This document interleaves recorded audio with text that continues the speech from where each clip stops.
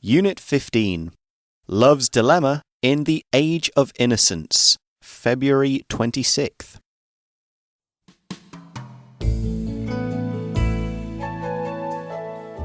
Having grown up in old New York, Wharton effortlessly lends her knowledge of social conventions to the novel. Indeed, the innocent May and the outcast Ellen mirror fragmented reflections of Wharton herself. Wharton's childhood, bound by the codes of her social class, confined her to the rigid values of the time. Embodied in May, these values exhibit purity to the point of ignorance. On the contrary, Ellen represents the part of Wharton that embraced the social changes brought on by post-war Europe. The two characters clash often in the novel, epitomizing Wharton's internal conflict over how to strike a balance between the different lifestyles. Wharton digs deeper into the values of old New York with Newland's struggle between individuality and the group. At the time, one of the primary duties of an aristocrat was to foster the solidarity of his clan.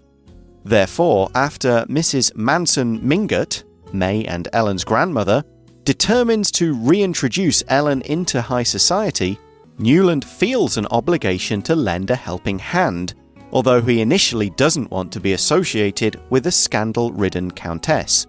Afterward, when Ellen expresses her desire for divorce, Newland persuades her not to, despite his growing adoration for her.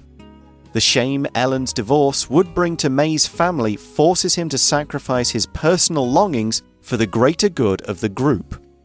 Wharton also reveals the hypocrisy and double standards of old New York's values. The gossip that makes life so difficult for Ellen is actually spread by a notorious womanizer who declares himself a man of integrity. Newland and Ellen's affair is known to many, but Newland's position as a male in a well-to-do family makes it tolerable. In contrast, Ellen is seen as a disgrace to her family.